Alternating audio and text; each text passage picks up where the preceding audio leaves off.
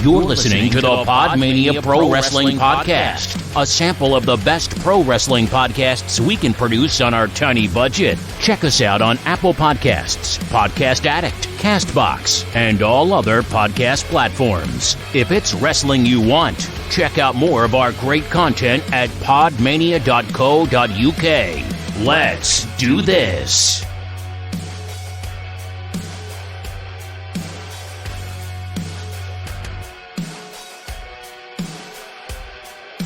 He thinks he's cute. He knows he's sexy. He's got hot takes. But drives Rob wild. He's got the moves. He barely uses them. He sends chills up and down Chris's spine. He's just a sexy Garth. Sexy Garth. He likes Bret Hart. Bret Hart. He's just a sexy Garth. Sexy Garth. He is a real laugh. Real laugh. Hi, Garth. You alright? I thought I'd use your least favourite wrestler to introduce you today. It's alright because you got Bret Hart in there. I was about to say, because, you know, the only reason Bret Hart ever got popular was being propped up by Shawn Michaels, but, you know. Hey. Fucking bait. We're here to first of all, how have you been, Garth? How did the wrestling weekend treat you? Alright, I'm refreshed after my week off. And I enjoy the wrestling. What? Yes. Because I remember you ended up joining. I was watching Takeover Cardiff live, as you do. I hope most people were doing in the UK if they weren't watching Royal Quest. Honestly, if you picked Royal Quest, it was a bit of a bad move because there was a bunch of fucking issues apparently, and also fucking there was like one great match and the rest of them were kind of eh. Like, I haven't heard anyone talking about it, to be honest. The Suzuki Okada match was really good, but then again, it's a Suzuki Okada match. Like, Suzuki doesn't need to do much to get his shit over. The Kenta, apparently someone almost died in a fucking Kenta Ishii match. To be fair, sounds like an Ishii match. But no, Takeover was amazing. Like, that Walter Bate match. I know you haven't seen it yet. I'm watching it. It's 40 minutes out your way, so it's like half an Impact, but still, it's match of the year, in my opinion. Like, I was talking to you while I was on, and when the Burning Hammer happened, I was like, Burning Hammer!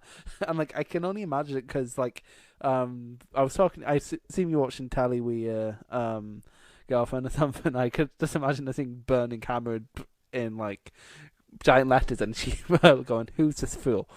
What's going on? I was probably in bed because I was absolutely knackered. To be fair, I was watching it in bed because it's the comfiest thing in my room. But anyway, how was All Out, Garth? Did you enjoy it? I really enjoyed it. I seem to be bucking the trend with everyone who were totally underwhelmed with it. I thought it was a good, solid show. I don't think there was any match that were rated below a 7, was it? Well, you didn't rate... Well, unless you count the buy-in, because I don't think we rated Angelico and Evans versus Private Party TOI. The worst match. I really enjoyed the Battle Royale. That was really good. That was really fun. Mercedes Martinez turned up, which was excellent. Pac versus Omega was good, but felt a bit underwhelming. But then again, I think with another build, no one will complain about a rematch. The Jericho Hangman match was actually much better than I expected, and I thought both Young Bucks died at several points during that match. And then LAX showing up at the end was just... Oh, I was waiting for you to see that. All Out got his band... Sean Spears match was really good as well. I thought it was fine. We'll get into this later. Because All Out did get us briefly suspended from Twitter. Yes. Because I saw several people... Okay, let me put it this way. It was 1 a.m. or so. I was a bit tired, and I saw these people calling Nyla Rose an it, which is dehumanizing, and when you dehumanize people, that's a mandate for murder. But dehumanizing Nyla Rose, and I'm just sort of like, nah, fuck you. So someone was like, and then, because Brian Zane called one of these people out, and he was like, oh, fucking, it's just free speech. And I'm like, well, calling you a cunt for being a cunt is actually a great example of free speech. You cunt. And then he censored us by fucking reporting us to Twitter. Well, I guess he's just a fucking snowflake. Our first official ban. It's been how long since Rob gave me a new controller Twitter? About 8 months. We've had many a flame war. Josh from the Irish Whip has called me out several times. Apparently he's more Scottish than me, which is funny. And then no, it was just some fucking right wing snowflake, I guess. Because I called someone an it, and he called me a cunt. To be fair, I'd rather be called a cunt than an it. It's just sort of. They were just doing it for a reaction. I think no, they didn't. They didn't report us for a reaction. No, I think they just made that initial comment for a reaction. I think so, but I think because the thing is, while they were swearing in my answer, it was quite a well put together thing. It's like, well, actually, me calling you a cunt is a great example of free speech, and he's like, oh no, he's got me here. What am I gonna do? I know, Twitter. Chris is being mean to me. I'm not here to talk about these assholes though. I'd like literally, I'd have preferred to just argue with him, because sort of like he doesn't have a leg to stand on. He's a cunt. Yeah, but you know, Twitter just look at the C word and say, right, yeah, you're banned. You know what? I really hope one day like you'll be listening to our podcast and make sure it's all edited well, and then I just come on, say cunt, cunt, cunt, cunt, and then your kids hear it and just start repeating it. I really don't want that to happen because they will do that. No, that's the thing. I've had to make an agreement with my nieces where I'm like, okay, I might accidentally swear. If I accidentally swear in front of you and you telling me you'll never play my Switch again, is that understood?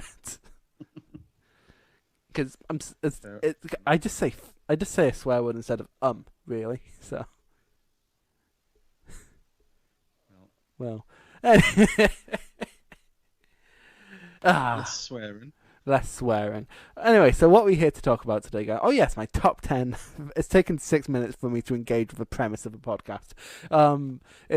We're just talking about my top 10 favorite wrestlers today, Garth, because you and Rob have done it, and Rob was bringing reference to it quite a lot during the No Mercy review. Which, by the way, did you even do you have any thoughts on No Mercy 2002? Honestly, I can't really remember much about it. At that time, I wasn't really watching much stuff. I was too busy, mostly drunk. So in 2002, to be fair, childhood could be seen as intoxication. So I could have been drunk during that time too. Kind of honestly, obviously the Katie Vick bullshit. I watched the Raws leading up to it. Jesus Christ. Luckily we didn't get the mannequin fucking. Just the daft skits. I mean, they were alright. They were fine. Hot, the tag match. Hot lesbian action. The tag match was a highlight. 3 out of 4 of the people in that are actually on my list. Alright. Let's get into it then. Yeah, let's get into it. So, first of all, quickly how I've structured this. There's not really many current favourites on here. I mean, there's a few. There's definitely a fair number. But here's the thing. I've sort of went for people who have been important on my wrestling journey. Which is the most cunty thing I've ever said in my life, wrestling journey. Like, we're not going, oh, this is the top 10 best. No, this isn't like the top 10 best wrestlers ever. Oh, definitely. Yeah, these are top 10. Like, in my development of my wrestling taste, these people have been very, very important. Because I don't know your list, so you could have someone like Eugene in there, because he might have mentioned here. I've been told not to include Tai Chi, probably because it would give away who'd be number 1. And also no Candy Floss, no. Who else do I gimmick love? Vadinas. Which yes. I literally just said Dinas to hear your impression because it's been too long. I'm not doing it because I haven't seen them in a while. Do it. Please. It's like Banjo-Kazooie, and I love it.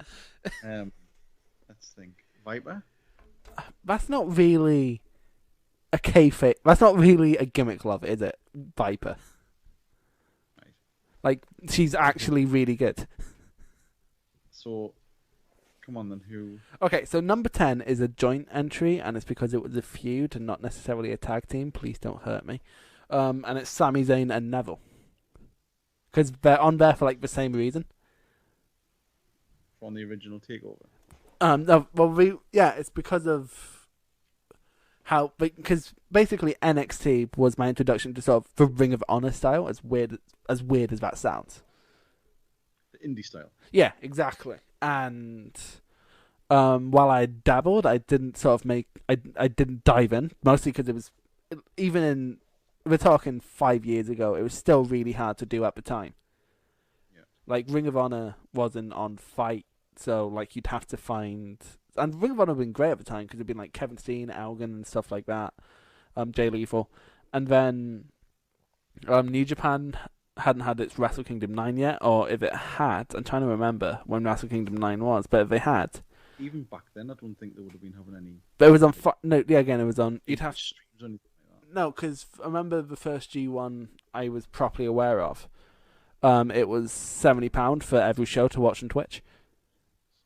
I know. You know, they had they had people going back and doing sort of redubs for it. Yeah, it's just... That was hard to get a hold of even.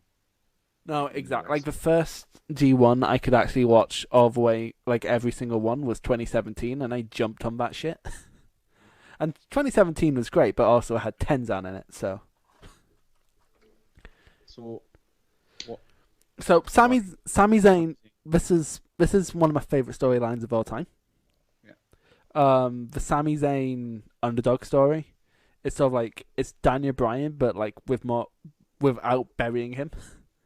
Is this where Neville was champ? Yeah, Neville. Okay, so basically what's going on, Neville was champion. And like, this sort of got reminded when I did that NXT retrospective earlier in the year.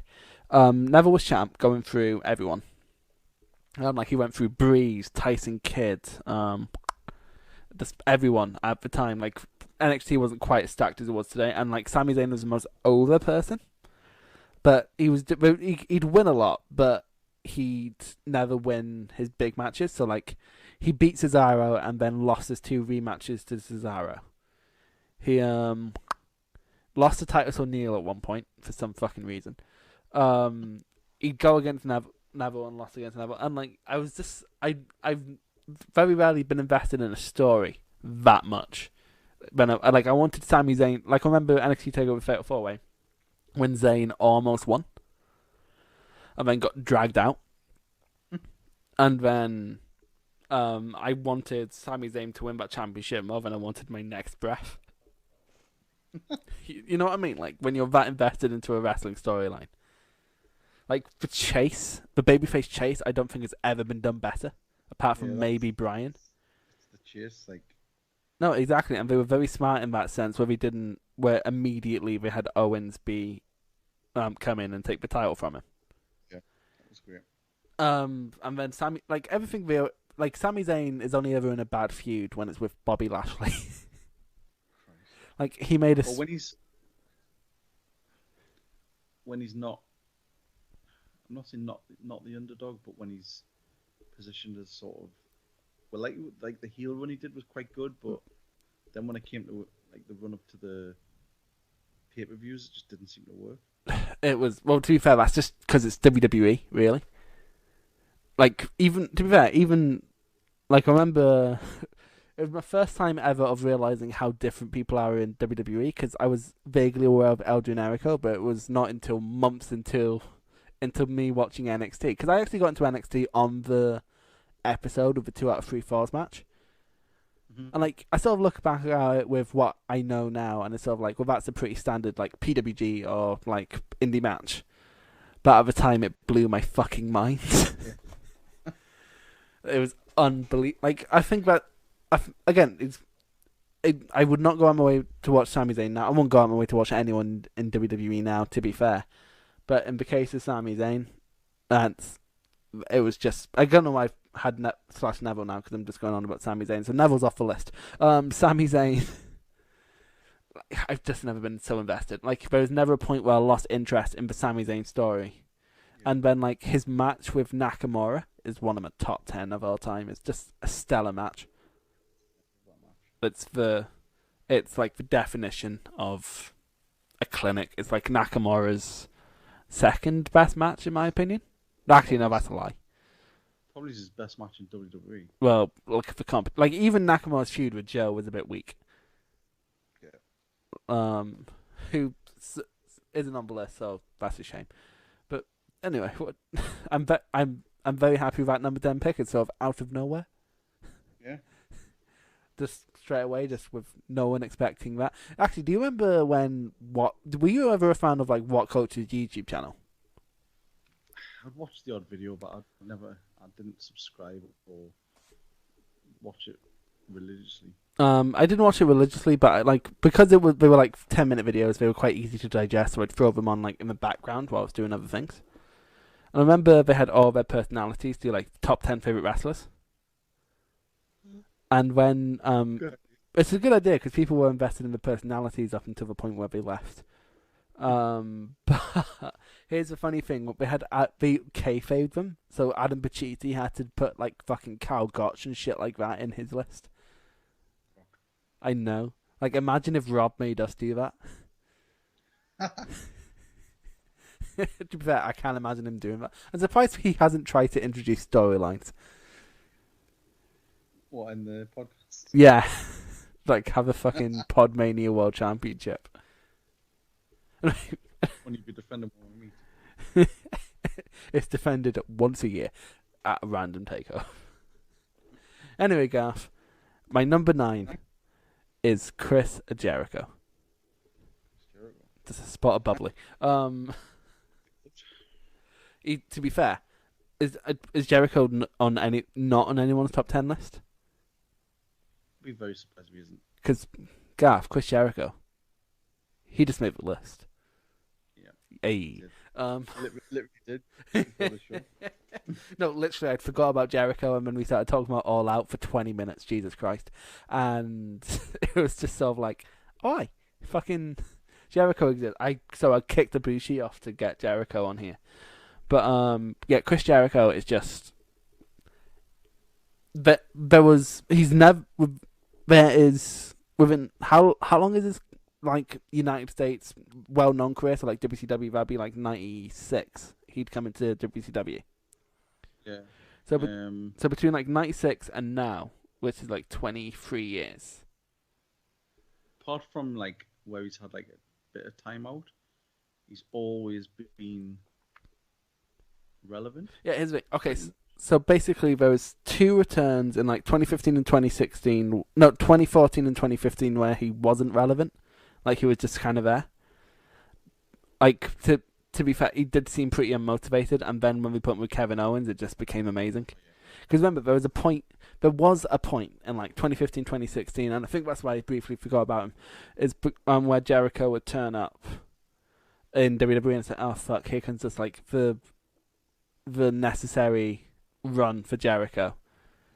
Like, where he'll put over a couple guys and then leave. And to be fair, they had him put over some ridiculous people. Like Fandango, Curtis Axel. But for some reason, he won the feud with Bray Wyatt. But the thing is, he always like, and when you listen to this podcast, he says that's what he's there to do now. That's his job, is to alleviate people or elevate even like. That's why he's the AEW champion, because he's the biggest name on the card. No, exactly. Like, I don't think anyone's worried about him being. But the thing is, he's constantly reinventing himself. So there's like, even if we just take from like WWE onwards, we have at End of the World Jericho. No, we have debut Jericho. Debut Jericho, sort of. Stephanie McMahon Jericho. List of 1,000. What was it? 1,001 moves. Whatever.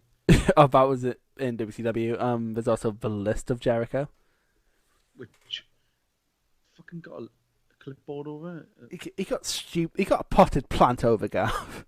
Yeah, you got Stupid Idiot. You got this Drink It In. Have you seen? I only got this only got pointed out to me today. Have you seen what the location tag you have on Twitter?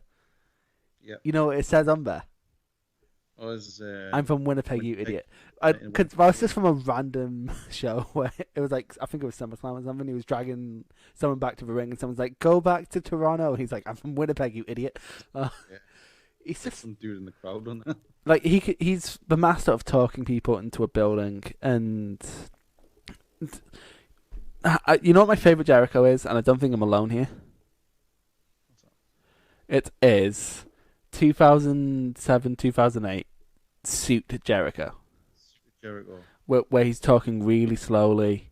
It's funny because he was obviously like when what you call him just passed away recently.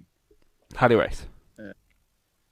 He based it on Harley Race. No, you can see that a lot, and the one of the main guys from No Country for Old Men, like the murderer from No Country for Old Men. Yeah. And it's just so because everything he did then was so slow, and he did it purposely to piss people off. Yeah, but then he turned savage in a heartbeat. And he knows how to work a crowd, because when he was doing that, he purposely changed the way he wrestled, and he would put people into. No, he literally changed everything. He even went from the long tights to the short. Well, I listened to his recent podcast, and he was talking about All Out, and he said obviously like going on after that Young Bucks match, he says we can't do that stuff. He says so I did the absolute complete opposite. He says and I just went and did some arm drags and arm bars. No, exactly. To really, really piss the crowd off. Yeah, but the thing is, there's a certain line you have to toe with that. Like, there's doing that to get heat, and then there's being Randy Orton. Oh yeah, he's doing it because he knows the crowd are at such a high. They're buzzing, and he wants the booze. So I mean, that's just he's a master of adaptation. What speaks volumes is that people do keep copying his shit. Oh yeah, definitely. Like just going to that suit thing, I can think of 5 people who copied that. Even bloody Samoa Joe did it. Well, yeah, and fucking that's basically the whole main event mafia. Yeah. Fucking what else? Oh, Swagger did it, which was ridiculous. Eric Young did it. Jesus Christ. I fucking know, right? Like, the people should never... And it's weird, like, he even elevated fucking Lance Cade through that. Yeah. And then you think about, like, a code breaker. How many people use that move now? No, exactly, and... He's had to pretty much retire it. And what really gets me is his feud with Edge going into Mania 26. How he managed to build this feud without Edge being on TV for 8 months, but by the time Edge came back, you wanted to see Edge kill Jericho. Yeah. Like and then the thingy I mean, he always talks about like his favorite feud is the one with Shawn Michaels. Oh, fucking! I hate it. Like, okay, so I was 11 when that was going on, 2008, and fucking it didn't clock with me it was fake yet, and Jericho was just my most hated person. Like, if I was making myself in a WWE game, I'd always have myself beat up Chris Jericho because of how much I hated him. He sparked out HBK's wife. No, exactly, and I was convinced he did it on purpose. Because I think it's because of how Shawn jumped out of the way, because the way he jumped out of the way, it made it look like Jericho punched him. Yeah. No, pushed him rather. Because I think Jericho did. And didn't Jericho like accidentally catch? He did punch her like full on. Fucking like accidentally, because you've seen like obviously he still stayed in character, but then when he got backstage, he was absolutely good. No, exactly. In fact, he said she was fine with it. Jericho's had several good feuds with Shawn, like that match he had with Shawn at Mania 19. Was a show stealer on a show full of show stealers. It's like his whole character. You can tell. I mean, you know for a fact. Well, you hear the stories about him fucking standing up to Brock Lesnar and people like that. Oh, fucking just he's so protective of the locker room. Yeah, no, exactly. And even now, like when he ran out of things to do in WWE, he stopped going to WWE and turned up in New Japan, which was the biggest surprise ever. Like, it got people who've never heard of New Japan before. Like, he's such a big talent, and this will be a theme throughout the list, that he makes people's eyes turn elsewhere. Like, tell me you weren't remotely interested. As someone who doesn't really watch New Japan, as soon as you heard Jericho was going there. Oh, no, completely. Yeah. Like, I was one of those, what was it, 40,000 people, 4,000 people? It was a lot of people who signed up right after Jericho turned up. I wanted to see Jericho. It wasn't just to see Jericho. It was to see what Jericho can be allowed to do outside of the WWE constraint. And then you see his match with Omega, and it's like, exactly. Shit. And the match with Naito. It's I've mixed feelings. I like his matches. When me and Rob have conflicting opinions, because he thinks Jericho's match with Evil is better than his first match with Naito, and I disagree.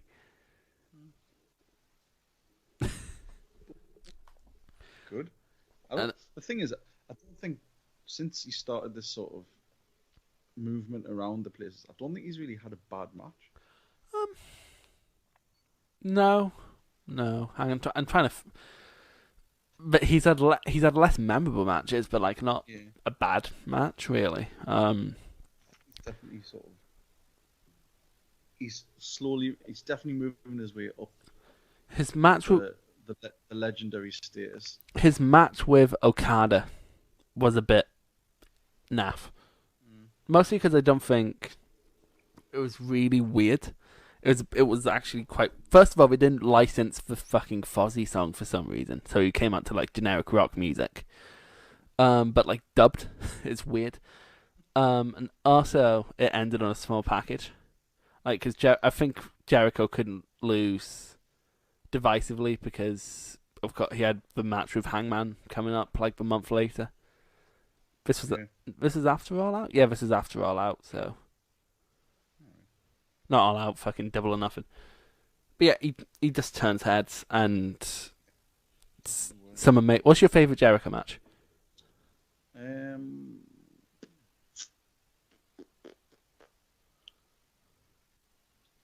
think of one. Like off the top. It's like when you're asked about what's your favourite book and you suddenly forget if you can even read. I did like his matches with HBK. This is a lot coming from you. I really, honestly, and again, Punk's not someone I like, but I like this feud with Punk. His feud with Punk was great. They didn't really gel in ring though. No. Again, though, the thing with Jericho is it's like the lead up is the main event. The match is more sort of just like the end note. Yeah, that being said though, I'm trying to think. His matches with Shawn, I think, like that ladder match at No Mercy. It's probably my favourite ladder match. I'm trying to think. I mean, he was in the. What do you call it? Money in the Bank. Oh yeah, you know one thing that always hampered him though. His hot feuds were put in shit places on cards. He's even mentioned that. His Kevin Owens feud was amazing, and then they fucking put it on second. And it's probably not right to say, but his match with Benoit was it the ladder match? 2000 and 2001. Is that the ladder match for the IC title? Yeah. That is okay. That's amazing, but there's one. Like it's impossible. Like besides the obvious, Benoit's an awful murderer reason. Just you can't watch Benoit match because you do just look out for like trauma to Benoit's head. I know, and it's like especially because that's a match where Benoit suicide dived into a fucking chair.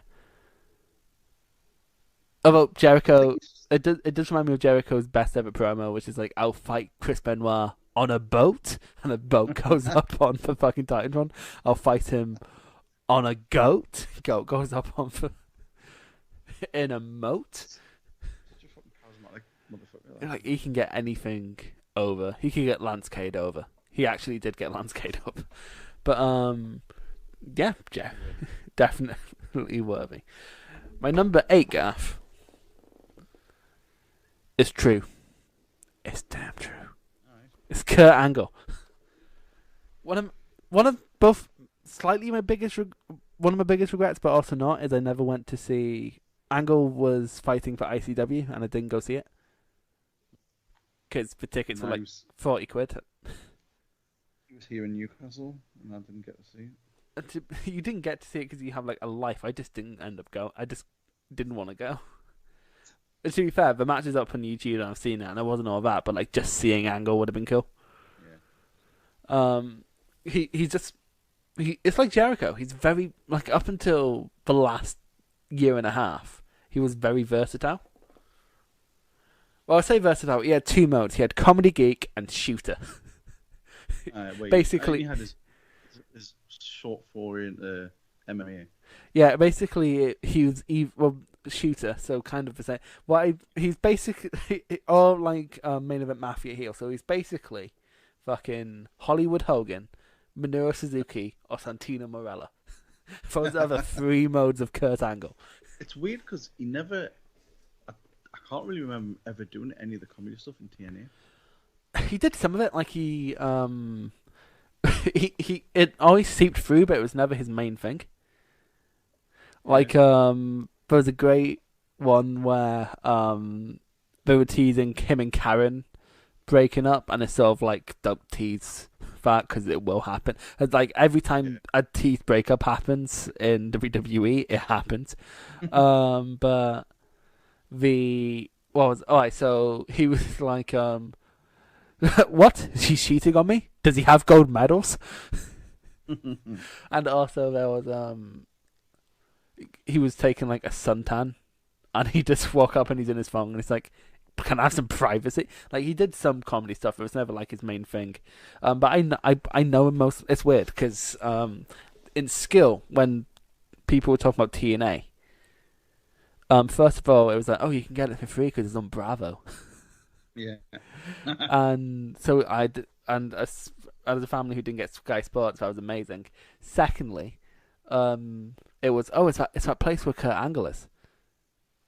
Like, that's what it was. Up in like 2007, it's like, oh, that's what, because I got into wrestling in 2007, so it was gone from the thread at that point. But it was sort of, I knew who he was because he's a legend, and it was like TNA is that place where Kurt Angle is, and I was like, okay, so I need to watch TNA to see Kurt Angle, and then it blew my fucking mind. But had, like, arguably some of his best matches. Yeah, we'll get into that in a second. What I want to say is how good he got in a short amount of time. Well, he was, 2 years in or something? It was 2 years in when he got the title, yeah. You know, there's an amazing backstage story of Triple H. He's always been a fucking politician, Triple H. And if Bret's not going to do business, we'll do business for him. So he was creative meeting for the Royal Rumble, which was a match between Triple H and Kurt Angle for the title, and Triple H was given out with like the rest of his goons, like, oh, Kurt's too short to be a legitimate champion, I should win it and then drop it to Brock on the way to Mania. And then Pat Patterson just stood up and went, tell you what, legit fight him, and whoever wins gets to keep the title. And Triple H backed off. That's an amazing, because like literally, even through like all of his comedy geekiness, you knew. Well, it's sort of kind of a known sort of thing where like even Brock Lesnar sort of back down. No. The thing is, no one would fuck with Angle, but also Kurt was never cunty. Awesome. Like he was very giving. Like he was often when he wanted to get out of the WWE thing. When he was, they were killing him. They were killing him, but they also put him down to ECW. I remember just before he left, just after he left, or just before he joined TNA. So it was like in between. Uh-huh. I remember either reading or watching an interview with him or something, and he said, like, the reason he had to have the stint between them because he had to have neck surgery, but WWE wouldn't let him have the surgery, and basically they said he was addicted to pills, and he was like, it was, and it was getting it off. It did become a problem, but the thing is, Angle's amazing up until like 2016. Like his last few matches in TNA were great, with like Galloway and Lashley and. Well, yeah, he had a real problem with his arms and his back and his neck. No, he got a tumor on his neck, which you can still kind of see. It's gross. It's gross. It's couldn't because there's a period where he seemed to lose loads of weight, and it's because he couldn't lift. No, it was. It's a bit where it shows you, and he can't even lift his arms up because he's so like weak. And he was still one of the best on the card. That's what's fucked. Yeah. Like it's weird because I remember I'm in two minds of Angle. First of all, he's exceptionally funny. He has amazing comedic timing. But also, my most fond memories of him are in like TNA, where he was a shooter. I just love this whole, because I'd been watching WWE, and that, I mean, when he left, it was the fucking worst, shittest period, like, for me as a fan. I was about to say, when he left is when I got into wrestling. So. And it was like watching, and then that's when I started, like, just before him, I started really getting into it when it was like Christian Cage and like AJ started getting on top, and it was like AJ and Daniels were having the feuds and stuff, and I was like, fuck man, there's an alternative. That might come up later. And then when they did the because it wasn't like it is now, there wasn't the access to the information.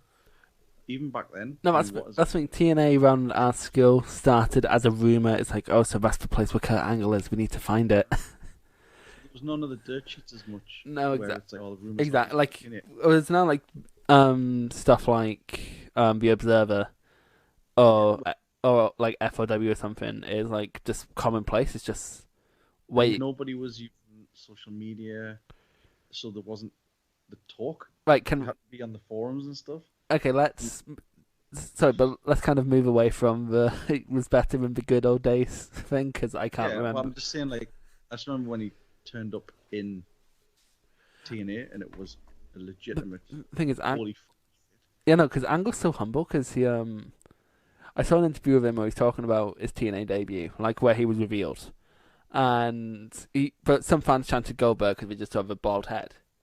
And he was like, "Oh, I'm really scared they're gonna boo now because they see me, and I was really scared they were gonna boo because they see me and not Goldberg." that episode where he comes out and confronts Joe, it's one of the biggest fucking pops, especially from a crowd that size. Exactly. Like, insane. Like, and everything was perfect. The music was perfect, even though he had I do love his TNA theme because it like when he's using it, but not outside of it. No, I just like the lead up, but then it's when what do you call him, Don West? Is it Don West? Where he just goes absolutely mental when Kurt Angle goes out, and it's like that sold it, and it was just from then it was just like fuck Kurt Angle, and just lapped that shit up. It's unbelievable. He has amazing. He's like the Johnny Gargano or Bryan Danielson of his day, like, and he just took to. That's the thing, it's like. He was like a freak at the time. He was a one-off. If, say, somebody like Gargano was around at the time as well, those two would be sort of main eventing, TNA. Yeah. No, exactly. But like, Angle had a willingness to work with anyone. Like, I'm not being funny. He pulled good matches out of Jeff Hardy when Jeff Hardy was peeled off his fucking face. Yeah. And matches he had with Brock were great. The match he had with Eddie Guerrero was fucking unbelievable.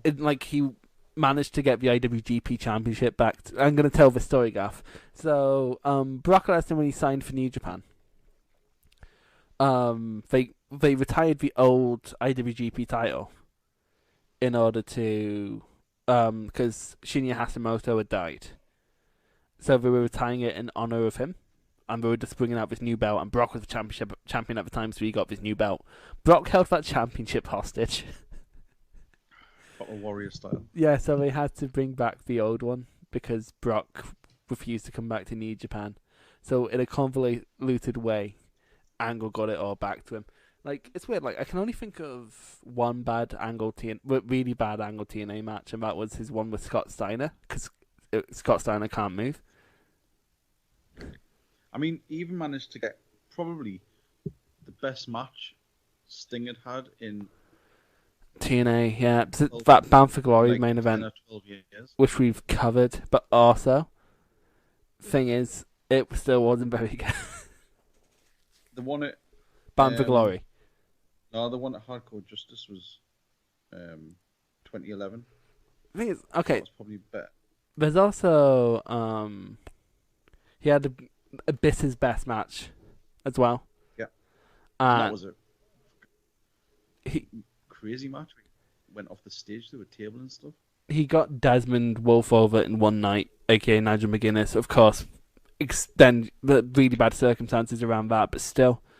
Well, that was such a shame because McGuinness had just started doing his own thing. Yeah. And a feud with him and Kurt Angle was just like a dream. And it happened, and it was great. But then it got cut short. Yeah, but they still had like 2 matches, and they were both great. Just Angle could turn anything good, and it was just a shame to see him go out the week went out. I know. But the thing is, people shouting Baron Corbin. You saw like Angle went up against Joe and people like that in the lead up, and they couldn't carry him. Like Joe and Gable, these people who were able to carry people, and they just couldn't. Yeah. Like he really should have stopped after that Shield match, or I think he should have bowed out after the Ronda Rousey match. Yeah, definitely. Like they could have just done. It was a good match, and it was a good way to go. Yeah, and then I know. I think a tag match would have been the best way to see him out. So what's your favourite Angle match? Either Samoa Joe in the cage. That's great. That was part of the review we never did. Or... Because Bravo, if I remember correctly, Bravo used to do TNA pay-per-views over here for free. Yeah, they just used to show it the week after. Yeah? So... I'm trying to think. Probably a match with... I don't know, because his match with Eddie Guerrero was great. Oh, where Eddie slipped out the boot. Yeah. Also that tag match from No Mercy 2002. He's got so many. His match with Michaels. Yeah. His matches with AJ. There's one at Hardcore Justice, I think. 20. Oh, that's a big oof. His match with AJ. Yeah.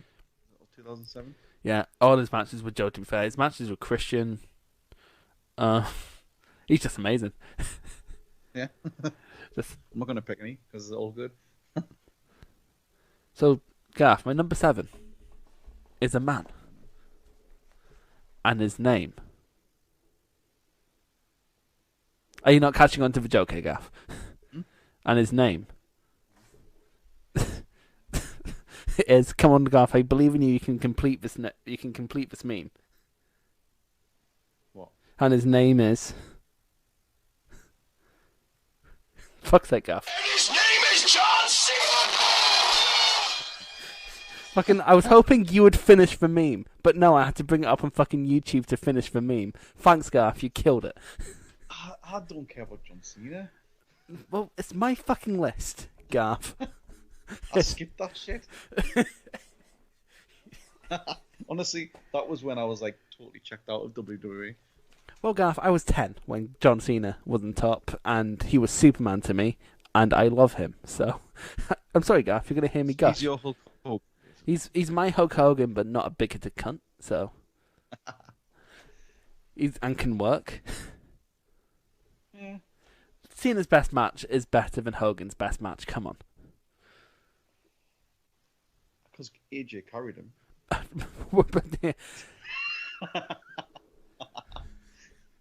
Right, so Right, Gaff. So apparently my number 7 is defending him now. He had... Actually, to be fair, I genuinely did used to hate John Cena, but as it went on, I thought, nah, he's alright. The thing is, it's that, and also Mark would still put money down for him. You know what I mean? Like they bring out an I Hate Cena shirt, and it's one of the best-selling shirts while it's out, and it's sort of like, you fucking Marks. That is the definition of a Mark. When it was Cena versus Rock at Mania, what was it? 28 and 29. Yeah. Well, me and my mates used to have like WrestleFest for Mania. We'd all get together. And I made signs. Yeah. And it was like screw John Cena, and it was like let's go Rock. I love that. I do love the Cena Rock match. Like, it's the Rock Hogan of my generation. Like, and I hope Cena does it with whoever steps up next. But again, Cena and Reigns had a match, and it was great. It was actually really good. Apart from I was watching, I've told you about the creepy axe guy before, haven't I? I watched it at his house, so it wasn't that entertaining. I know, and that's the night he showed me his axes. His bathroom was fucking disgusting. He didn't let on to how fucking awfully he lived before he invited me round. His bathroom was like, I got out, like, the pay-per-view finishes at like 4 a.m. I was wide awake and left at 7. Got the first train back home. That's definitely a story I'm going to tell at another time, because God, reliving that night. I still can't go to fucking events in fucking Scotland now because he goes to all of them. Why? Because I'm scared of him, Garth. He's a creepy axe guy who sends his. He's not a stable person. Evidently. Yeah, it's why I try to drag you up here for some shows, because like, hey, he's not going to mess with Big Daddy G. But back to John Cena. I'm going to defend you on he needs the AJs to carry him. He's had great matches with Edge, and as great as Edge is, he doesn't carry people. Yeah. He had the thing with Cena is, through his like main run, he was never allowed to properly wrestle.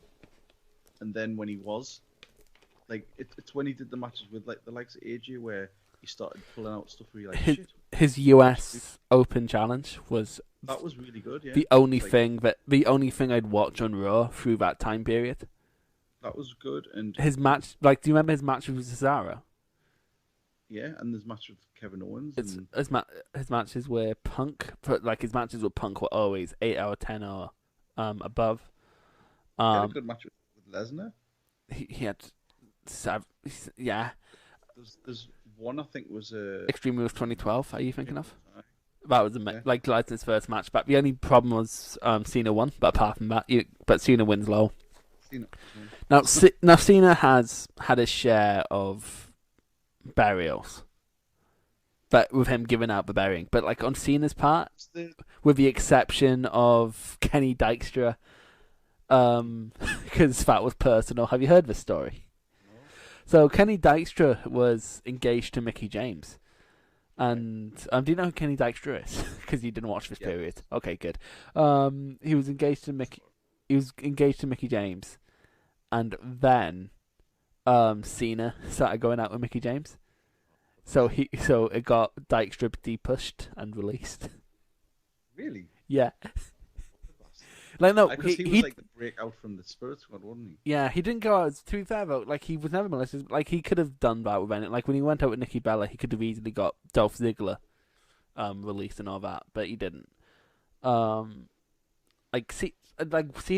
is like an angle. He's willing to go along with anything and elevate anyone. Like his last few years, with the exception of Baron Corbin, he has been basically putting people over. Like he's been pinned by Elias, he's been pinned by Balor.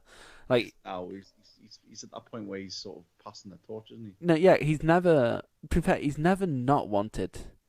He's never wanted to like bury people. That's how he's been booked. Well, it's because he was Mr. WWE for a long time. I mean, through the shit, he did carry the company. And he's so charismatic. Like, literally, he could talk anyone. Any feud. If I wasn't feeling the feud, the go-home show with Cena hyping it up would always get me on board. Like, the early Cena stuff and the chain gang stuff and all that shit, I couldn't stand. It's when he started... when he was doing the promos where you could tell it was just basically him talking. That stuff with Reigns was amazing. The stuff with The Rock was amazing. Okay, so I need to talk about the Reigns one. I wasn't watching Raw at this point. I was like completely just like done with it. But like it must have been nothing on because I watched that episode for some reason. And oh my god, I got so in like.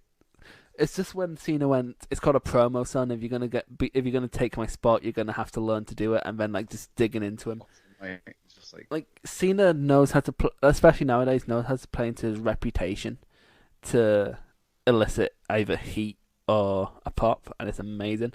Right. So you said, he needs aging. Like even in that early days, you're saying he was shit. His matches with Edge, his matches with Angle, his matches with Christian, they were all really good. I think it was just more in the sort of boom time where he was winning every fucking match and all the matches seemed to have that formula. Up until 2011 where it kind of stopped, I was fine with... So I got into wrestling in 2007 when he was on top. First time I ever saw Cena was his match with Shawn Michaels at WrestleMania 23. And that is just... So, I was totally into that. And then, like, he was Superman. And what 10-year-old boy... It was when the dreaded 5 moves of doom really stopped. Here's the thing, Garth. Brett did that, but his 5 moves of doom was shitter. No, but it wasn't like that. It was different. It was different because you were a child. No, but Bret Hart, they all had their set moves, but they didn't do them in the same succession every single match. Like, but you all had his 5 moves. When I used to watch Raw, and Cena was on, it would almost be the same matches. He does that. But it does. I will admit that, but one pointing out is I was a child during this point, so it didn't bother me, especially as someone who didn't get Raw. Like every time I saw Cena, it was a big deal. Same with Brett. Yeah, but I think Cena stuff holds up better. I'll not shit talk Brett when it's not my list, Garth. But when it's my list, I'll shit talk him all the fuck I want. No, like Cena was, especially near the end, a complete package. Like honestly, he's a big reason why I got into wrestling. He was a perfect protagonist when I was a child. He was the perfect antagonist when I was a smark. He's just everything you'd need. He never doesn't get a reaction. Nah, I think that the regret with him is, and I think loads of fans always say that, is he should have had one more big heel run. Honestly, I think he might. I think he might. Really? I honestly, because I don't think he's done with wrestling. When he comes back as JBL. To be honest, his feud with JBL, that was good. I enjoyed that. It's weird. One thing you always hear about Cena is, he doesn't like wrestling. He is actually a massive mark. I saw him on the Graham Norton show, and he had like a 5-minute conversation like outside of like the Graham Norton bubble with this American actor dude about fucking world-class championship wrestling. So like he's a proper like territory guy. Oh yeah, and he there's a feud as well that never gets mentioned. There's a match that never gets mentioned with him. And when people say what's the best or what's your favorite Cena match, it always comes up to me, and it's Umaga. That was an amazing match. But here's the thing: such a good feud. I think why people didn't like that was Umaga was obviously just built up to put Cena over. Yeah, but the whole thing was great, and the angle and where they sort of went outside and all that sort of stuff. And I loved all that. I loved Umaga. He was class. I know that was also great. So I take it that answers my question for what's your favourite Cena match. Probably the Umaga one, or maybe it's the Brock match. But no, I think the Umaga one. I'm gonna say, well, I'm gonna save my number one Cena match for later in this list, but arguably had pulled Carly to his best match as well. Oh, the Carly matches I think are actually really good. Like for what they are. Like, you know, like I always get told to watch wrestling for what it is, and thing is, I do, and the Great Khali match for what it is, it's great. Yeah. Is that where they sort of went into the crowd and they were just... Yeah, his matches with Batista were really good. His stuff with Triple H was alright. He got Sheamus over. I just... You know what a really memorable Cena Then he did bury the Nexus.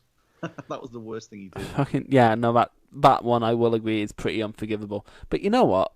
We have that compared to, like, do we want to list Hulk Hogan's fucking wrestling atrocities? Because we'll be here a while. But at the same time, it wouldn't be if it wasn't for Hogan. We wouldn't be here if it wasn't for Cena, Garth. You reckon? Well, I wouldn't. So by definition, you wouldn't. No, I love fucking Cena's good in my book. I'm never. It's definitely a generational thing. But I can appreciate him for basically propping up that company. He did carry WWE much better than Hogan carried anything ever, including not being a racist. Now, Garth, number 6. Who's that jumping out the sky? Huh? Fucking, you're not getting. Hurricane. No, what? It's R-E-Y, Mysterio. Here we go. Oh. Fuck you. Just pulling your blanket. Rey Mysterio is who encouraged me to check out wrestling. Really? Yeah, okay, so my friend in school, Aaron, had like the WWE Annual 2006 or whatever. And flicking through it. And at the front, there's 3 people. Batista. On the cover, in the profiles, there's 3 people you see: Rey Mysterio, Batista, and I think it was Benoit. I think it was probably Benoit, which is a bit dicey looking back. But yeah. And I saw this masked wrestler, and I was like, oh, he's so cool. And then my friend, he was fucking spoiled rotten. He had, well, not spoiled rotten, but he had a ton of wrestling figures. Yeah. And he had a spare Rey Mysterio figure that he gave me, and I was like, this is so cool. And then when I started watching wrestling, it was WrestleMania 23, where fucking Rey Mysterio was injured. So, see, you got into wrestling from a magazine. The picture of Mysterio. I got into wrestling with a magazine with a picture of the Road Warriors on the front. Also, people don't seem to because you talk to a lot of people online, especially in the circles I live in, and they think people should be in black trunks, black boots, and just shoot fight. And I'm sort of the color of Rey Mysterio is what I think it's why I like Stardom so much, because it's such a colorful promotion. Give me Rick the Model Martel any day. Fuck's sake, Garth. But fucking the model. Spraying arrogance out there.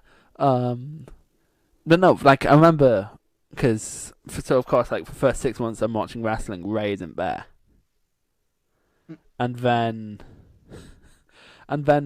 he's hyped. And again, I didn't get to watch SmackDown, I didn't get to watch Raw.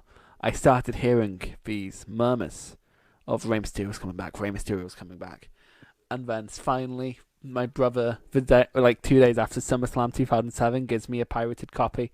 And this is before the network. This is when it would cost 30 quid to get SummerSlam, in his defense. And my defense, because I was a child living in a council house. Just leave me alone. Let me live my best life. And he came back and fought Chavo Guerrero. And it was my favourite match when I was a child, because Rey Mysterio was back. And... yeah. Even beyond, so he's basically here because he's the reason I got to wrestling, but also fucking really good wrestler. He's amazing. Like, it's weird. Again, Smarks always go, oh, he's not the best luchador. I'm like, so fucking what if he's not the best luchador? Like, they always go, oh, Psychosis. And I'm like, so fucking... He had a series of amazing matches with Psychosis. Like, his... The thing is, though, like, all these fucking arseholes saying, oh, Psychosis. I bet you they weren't even fucking around to watch Psychosis when he was in his prime. No, here's the thing. I saw there was like just a thread, like one of these nice threads, like, hey everyone, a bit of positivity today. What's everyone's favorite wrestler? And of course, it's wrestling page, so it fucking caused arguments. So I mentioned Mysterio, and I was reading through, and someone said, fucking who was it? Antonio Inoki, and I'm sort of like, you weren't alive to watch Antonio Inoki, or nobody goes back and watches. Someone said, Ricky Dozan. Who do you even know who Ricky Dozan is? You always get the fucking hipster fucking wannabe. Ricky Choshu. And I'm sort of like, fucking, I bet half of them haven't watched any of their matches. They're just saying them for legacy's sake.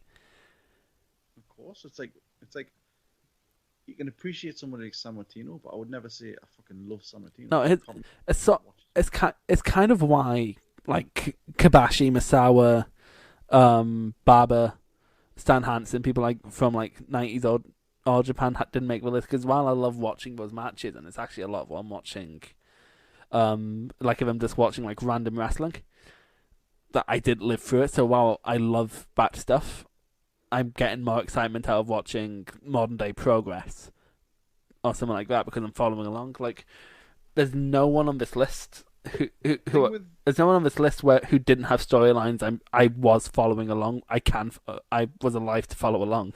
You know what I mean? Mysterio and that people forget is he existed like in a time when everyone was a big fucking no, exactly. And he went sort of blow to blow with them, and he wrestled so many different styles. He did ECW, WCW, WWE. He's been in New Japan. He did a J Cup. Well, he didn't do a J Cup. He had an exhibition match at a J Cup. He's in every type of match there is to do. Yeah, he's won basically every title. No, he's a Grand Slam champion, so he's won every title. Like one of my favorite matches of his was against fucking Dean Malenko. Which one? Halloween Havoc. Oh, that was. Hang on, are you thinking of Guerrero? No, Malenko. No, is it like it's because Guerrero was Halloween Havoc? I think. Like late 90s. Great American Bash. Are you thinking? No, it was definitely a Halloween Havoc. The transitions on the fucking screen. I remember. But it was basically they were wrestling Dean Malenko style. I remember. Mysterio was amazing. I remember Garth in Blackpool. For some reason, we decided to watch some WCW Nitros in the hotel room, and fucking we were all marking out to a Mysterio Malenko, for a standard cruiserweight WCW match, but it was still amazing. Wasn't it like opening? Like it was opening in Nitro, and like we were watching it to see what happened after Hogan joined the NWO, and Hogan wasn't even on the card. It was ridiculous. No, he's amazing. Like even past that, so you follow through, like his feud with Punk was amazing. His feud with Batista was really good. His feud with Jericho. Oh, we missed that when we were talking about Jericho.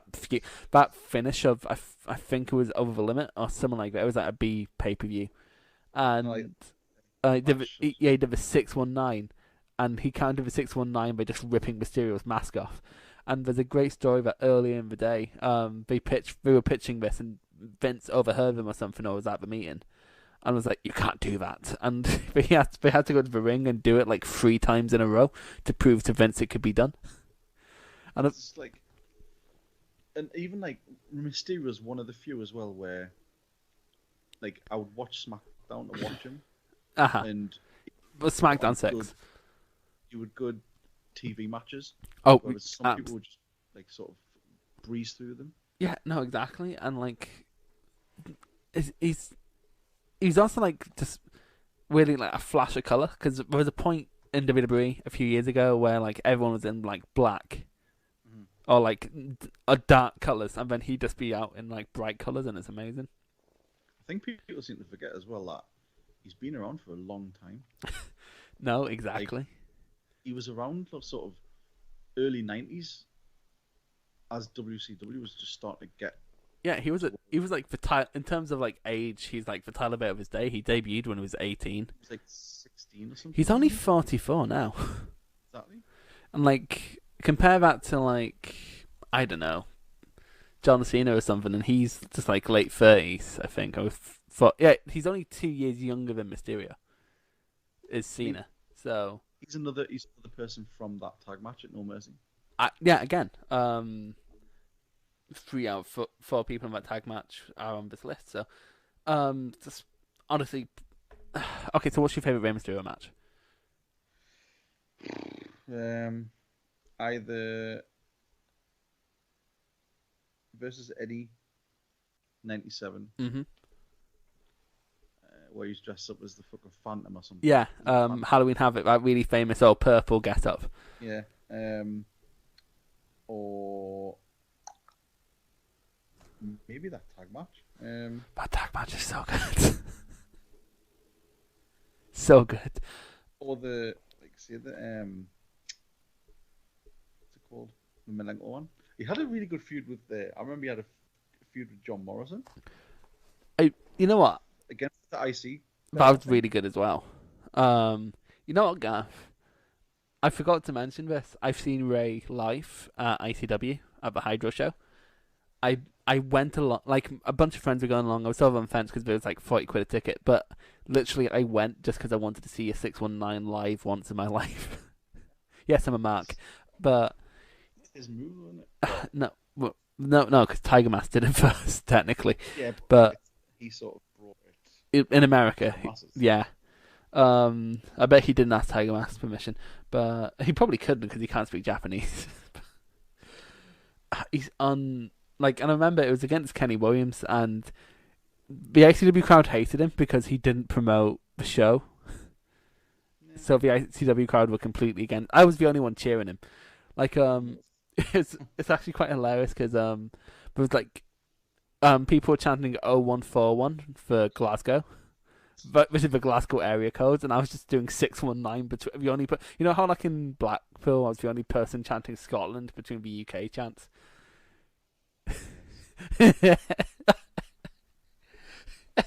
You sound so disappointed in me.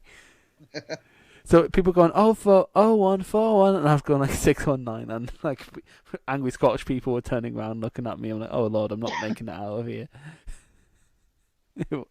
Yeah, I loved it though. Although he didn't. It took him 2 minutes from his music starting to him coming out. It was weird. What? That's just what he did. It happened. He always does that. It also happened at All In. He just always comes out late for some reason. Yeah, because he's used to coming up through the stage. Do you think that's such a cool entrance? And part of the sort of WrestleMania thing where you'd be like, what's he coming out as this time? Oh, that was actually part of our predictions this year. We should do this every year. Part of our predictions, just watch Rey Mysterio coming out as. No, none of us got that right. What was it this year? It was Mysterio, as in the Spider-Man villain, Mysterio. Oh, that's yeah. And then I'm not surprised you don't remember, Garth, because it was a minute long. That match. Of all the things to cut, fucking. Because he was injured, wasn't he? Yeah, he was. But to be fair, the fucking Money in the Bank match, there's no excuse. Absolutely fucking ridiculous. But yeah. Oh well. I like it. Next up, Garth, and I think you can agree so far I've not gone too smarky. What number is this? 5. 4. 5. It's the Rainmaker. Huh? The Rainmaker. Oh, wait. Kazuchika Okada. I'll keep this one brief since we can't really go back and forth too much on this. But he sort of got me into... I thought he would be on. Yeah, to be fair, he got me into... Well, I say that. Nakamura and Ibushi got me into New Japan, but then Ibushi fucked off for about a year and a half, and Nakamura became a Naka. So... Ibushi fucked off and then came back like this god of a wrestler. No, but his thing, he was a god of a wrestler at the time.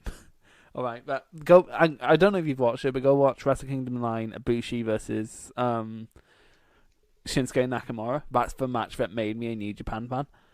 And then it's why I complain so much about Nakamura nowadays. But like Ibushi went off, he did like Indies, and then he also did Cruiserweight Classic, and then came back, and now he's a fucking. But anyway, future star. Well, future. IWGP champion, definitely. Head of the company. Absolutely. But no, Okada. I got to watch his ascension to Ace. He wasn't quite Ace when I got there, but like the year later, he was Ace, and it was quite fun watching like the tail end of that ascension. I think people get burned out on Okada, and I don't blame them because I'm kind of burned out on Okada. I think it's just it's the intensity. Yeah, no, it's not just that. It's a case of in the last 4 or 5 years, he's been champion through most of that. Or like he's never been seriously out of the title picture since debuting in 2012, 2013. So I think that's why people are burnt out on him, but also his matches are so good. Because he's one of those people who never fails to deliver, like, not always 5-star, but 4 at least. No, I think his bottom end is sort of 7 out of 10 with Bad Luck Fale. Yeah. But no, he's amazing. I remember it's for pomp and circumstance that people say is missing from wrestling or Japanese wrestling at the least. He has in spades. I mean, fucking money falls down from the sky. Well, I suppose it didn't work with Nakamura as much, but he would. Oh, he has worked quite a fair bit with Nakamura, and they're great matches. But yeah, Okada could get over anywhere. Like, he's not like outwardly charismatic like Nakamura. He's not like a Michael Jackson figure. He's more. It's more an air of importance. No, exactly. Like it's like if Nakamura is Liam, Okada's Noel. If you get me. Yeah. Like Nakamura. Less of a cunt. Probably is. Yeah, but to be fair, if anyone's a cunt in New Japan, it's Tanahashi. If you have the shit, he comes out. Fucking Hogan. Tanahashi fucking has actually Hogan. Tanahashi has Hogan Okada before. Because the Wrestle Kingdom 8 main event was meant to be Okada and Naito. This is pre-LIJ Naito. And then Tanahashi campaigned for like a fan poll. And it happened, and Tanahashi and Nakamura won, so headlined with the IC title. And then in Wrestle Kingdom, it's actually played into a great story because then at Wrestle Kingdom 11, when it was Okada versus Omega, because Omega was like still unproved, he'd only been a heavyweight for a year. Tanahashi threw out, maybe we should do another fan poll. And then he was like, okay, if Naito agrees, we'll do a fan poll. And then Naito didn't agree because he's just keeping Tanahashi out of that main event meant more to him than being in the main event. It's just because it's. I mean, we're getting away from Okada, but it's sad to see that Tanahashi just seems to just want to cling on to it. We'll get into that probably in a future thing, but with Okada, he's just. I defy anyone not to have give at least one Okada match a 10 out of 10 upon like if you watch like 3 or 4. You know what I mean? Like he's just. Yeah, I mean, I've not. I know you've not watched a ton. What have you seen of him? I've seen. Have you at least seen the Omega matches? 2. I've seen 2 Omega matches. What one's out of curiosity? I couldn't tell you. Probably the Wrestle Kingdom ones. I don't know. There's 1 Wrestle Kingdom, 1 G1, and 2 Dominions. Definitely a Wrestle Kingdom one. Was one of them 2 out of 3? No. No, then you haven't seen the best one. Were they both like? Was one the time limit draw?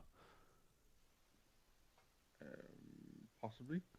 It's just ones that I watch on YouTube. Because it was when the big buzz was sort of Okada Omega. No, because that's what turned 7 out of 5.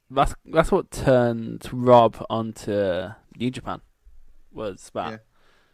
So that's the thing. But he's so good that he has matches that could, and he has range. Like his match a few months later with Shibata was completely different. It killed Shibata, but that's sort of Shibata's fault.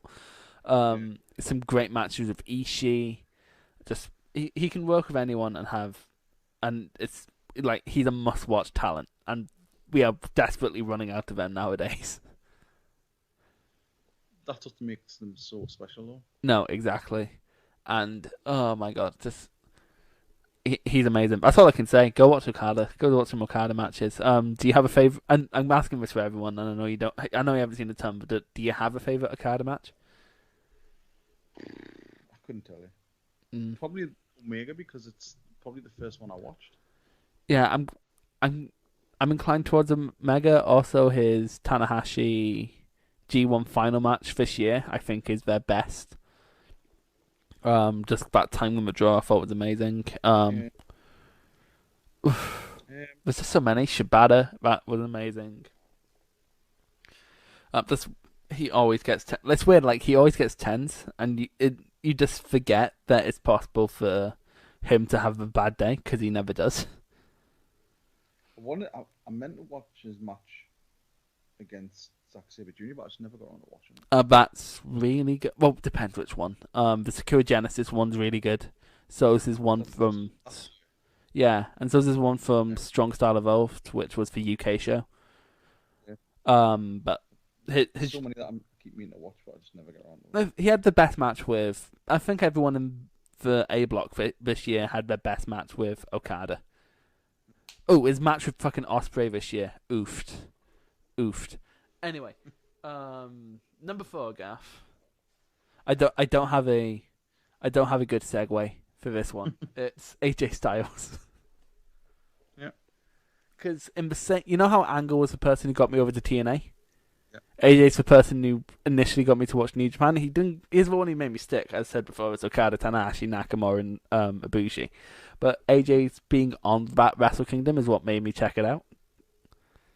AJ also made me take the leap to watching Ring of Honor and PWG and everything, and he's also just like one of the best to ever grace a ring. I think he is not having seen much of Carlos, but I think AJ is being consistently the best for the last 10 years or something. Yes, up until really this year. He hasn't had really any matches to note this year. His one was Seth, but that's about it. It's, again, his arrival in WWE. That was such a big deal. I remember I don't think I've marked out more to a Rumble entrant ever. No. Like, I just saw him think, no. And they fucked it up by keeping it on Roman Reigns' face. Mm-hmm. Imagine if he just kept on Roman Reigns' face up until the point where AJ hit the ring. But and we talk just to tease those watching at home. No, exactly. But like when you even look at just AJ ended up fostering Bullet Club into like a more mainstream thing. Like it's when AJ was head of Bullet Club, it's when you see when you start seeing all the Bullet Club shirts, and when like it's weird. Like at that point, it wasn't quite the cunty thing it is today. Like before, fucking the Too Sweet thing took like that did spoil it. That was fucking the books and that, though, wasn't it? Yeah. AJ, he never has a bad match, apart from when it was with that fucking MMA fighter in TNA. Oh yeah. What's his name again? Jordan Gracie. Yeah. Fuck's sake. But no, like even as again like Angle, he could also do like comedy stuff, like when he was the Comedy Geek and Christian Coalition. It was just there was so many good. It was such a good time watching TNA because you knew. Yeah, he got smart very quick though. He went from like he watches like the shit he was doing, like say 2005 Unbreakable, which is what I think the best freeway of all time. You see that, and then you see what he was doing like in New Japan, and it's night and day because he smartened up and stopped going a million miles an hour. Sort of like what Ricochet became, like where he stopped going a million miles an hour and started selling, and that's when he became the best in the world. Like for me, my favorite feuds of his was like Chris Daniels. Yeah. The match matches they had, and obviously Angle. I remember 2012, 2011, 2012, one of the two. AJ and Daniels had a last man standing. Yeah. And like at this point, most TNA fans are sort of annoyed with it, but like as someone who like 2007, they weren't really feuding that much, so I was kind of fine with it. Because That way does the Styles clash through the table off the ramp. I think so. It's also, but like I remember fucking. This is like just a wee 2012. This would be just a wee bit before I got into like watching CZW highlights on YouTube, so I wasn't quite bloodthirsty yet. And Daniels tried to stab AJ with a screwdriver, and I was like, "Holy shit!" And even getting out TNA, I know I'm going smarky stuff, but smarky now, but this is my list. So his New Japan stuff is amazing, like unbelievable. His matches with Okada are great. His match with Minoru Suzuki in the G1 is unreal.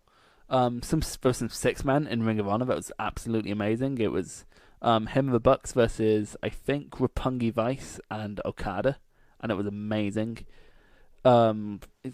He's like literally anywhere AJ goes, I think people will follow because of how good he is. He's the gold standard. Now, it's sad, not sad, but it's unfortunate that he probably is having to slow down on what he does because he's obviously older now. He's older, and he also has to do this 4 days a week. Exactly. So people aren't going to see the stuff he was doing before. It is a shame, but also like he doesn't. He's at the point where he doesn't need to go a million miles an hour. Like again, look at the Rollins match.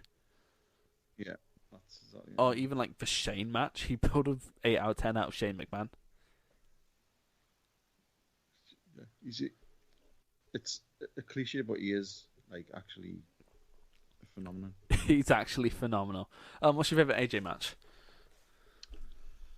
I love that last man standing match with Daniels. I love the cage match with Christine Cage.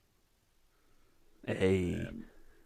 When it's the best, because I remember watching it, and it was when he's with Tyson Tomko, and Christian's in the ring in the cage, and Tomko comes down to AJ's music, and AJ appears behind him in the ring when the lights go up. Yeah, that was great. So good. Like, his matches. I'm trying to think of this Joe match with Joe. Yeah.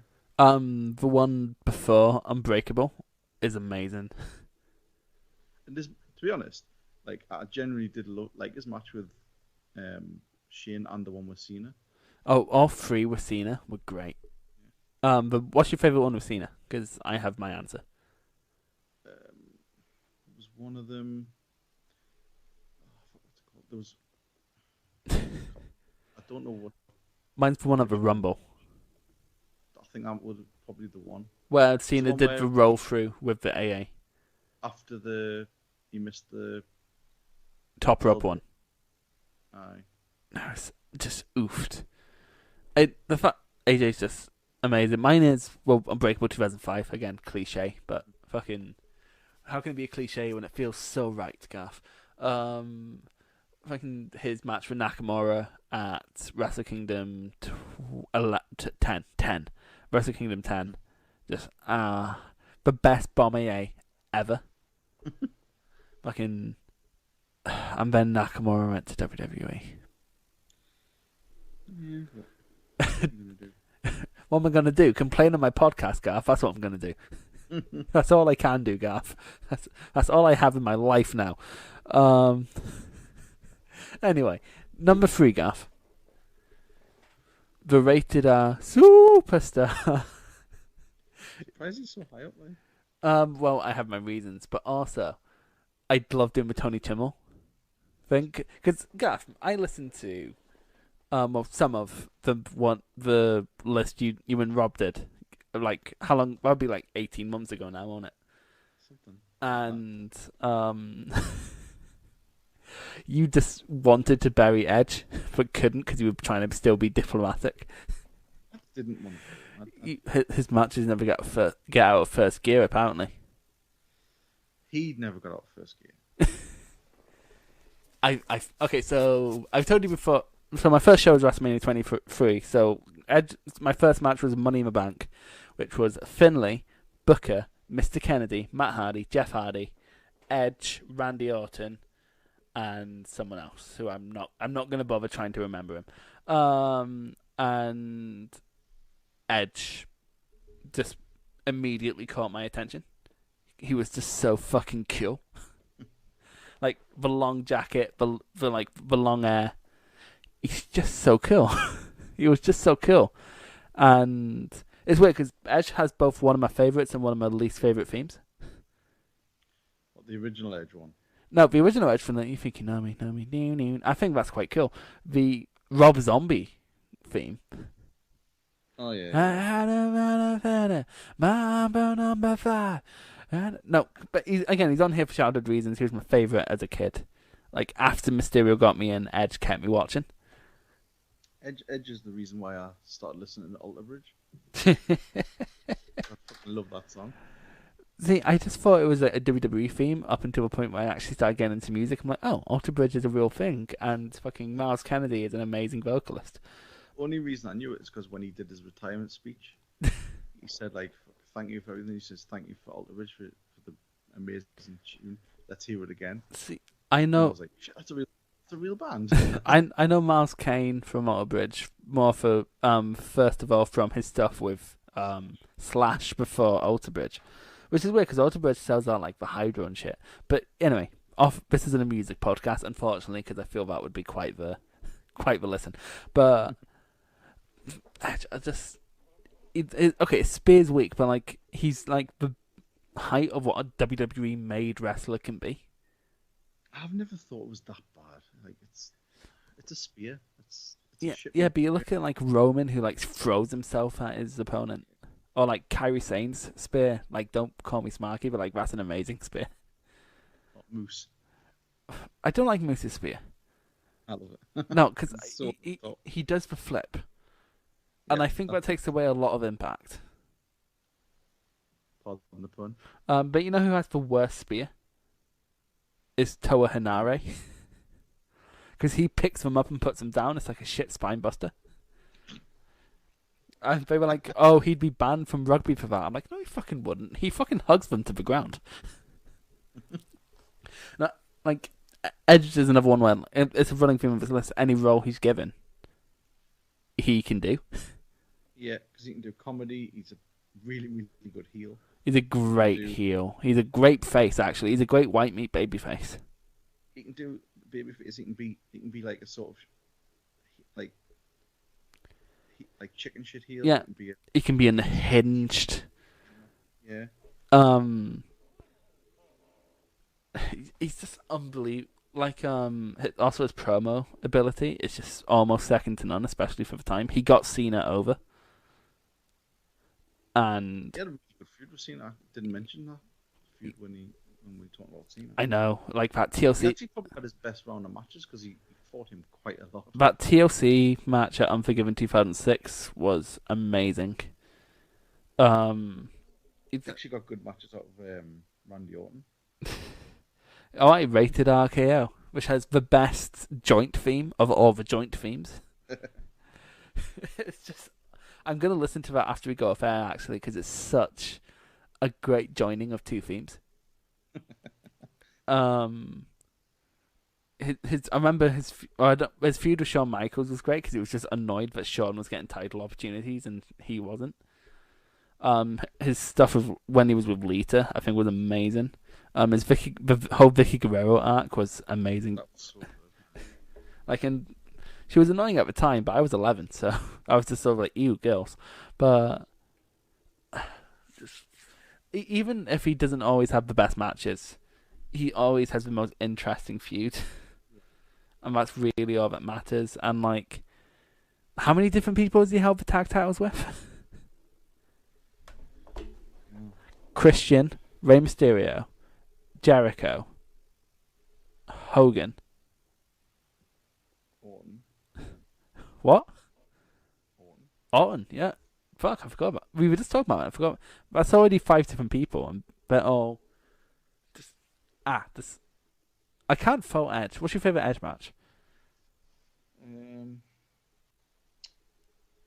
Hell in the Cell was good with Taker. With Taker, all his matches with Taker were great. That WrestleMania 24 main event, mwah.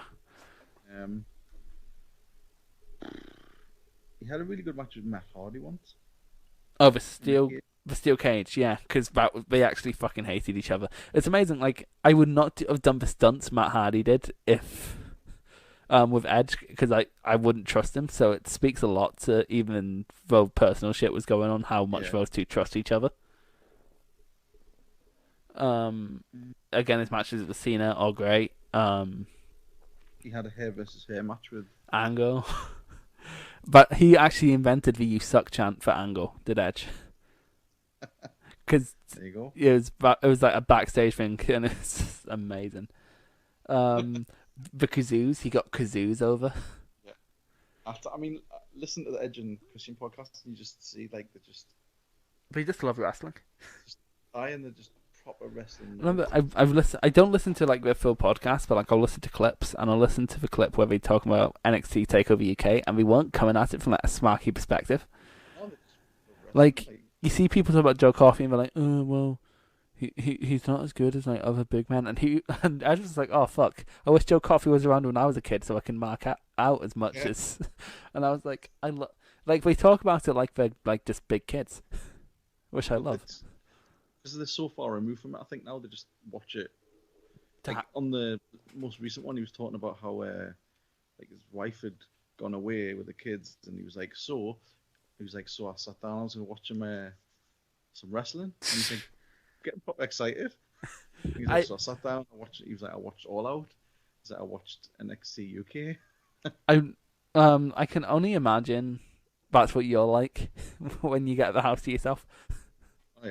That like a night where I can just sit and watch it, and then you're just like sleep.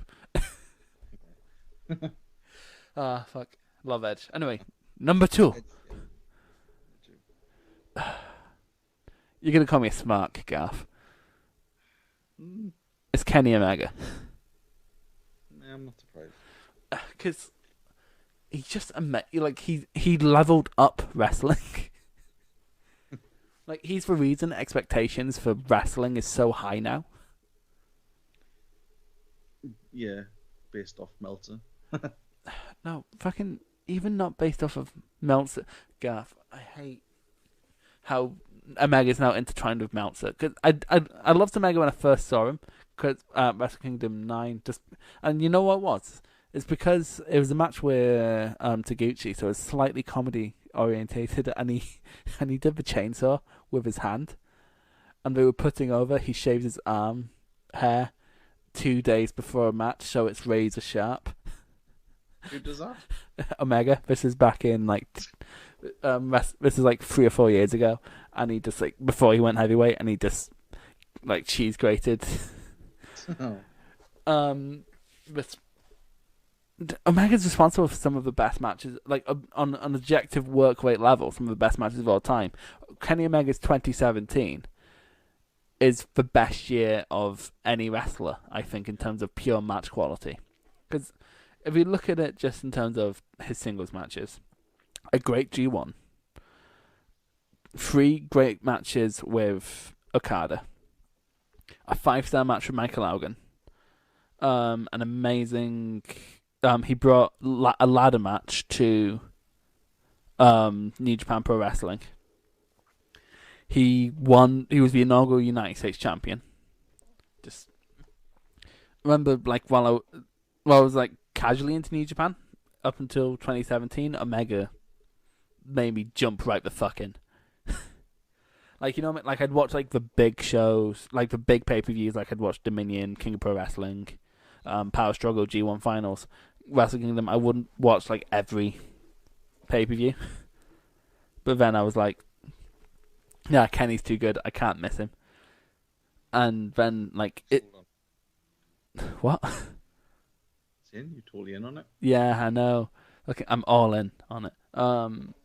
Again, Kenny Omega is basically the reason I'm invested in AEW, and he hasn't had the best run of it so far. I was thinking about this the other day with the AEW thing. It's all by design because. I think it was Excalibur. I think it was Excalibur who had the line, "He's left his wrestling heart in Tokyo." Yeah. I wonder if they're going to do this as a kind of gimmick where he just goes on this massive losing streak. It's weird because even in terms of match, I don't think we've given any Omega match in AEW less than an 8. Maybe it's because it's been good. Yeah. Really good His match with Jericho was good. His match with CIMA. Have you seen that? No, not yet. It was at Fight for Fallen, and it was really, really good. To be fair, it was basically a Dragon Gate match. So, then you have he's just great. I missed out on seeing Omega live as well, actually, because it sold out before I got tickets. It was wrestling in Edinburgh, and it sold out super quick. And this was right after the Okada match.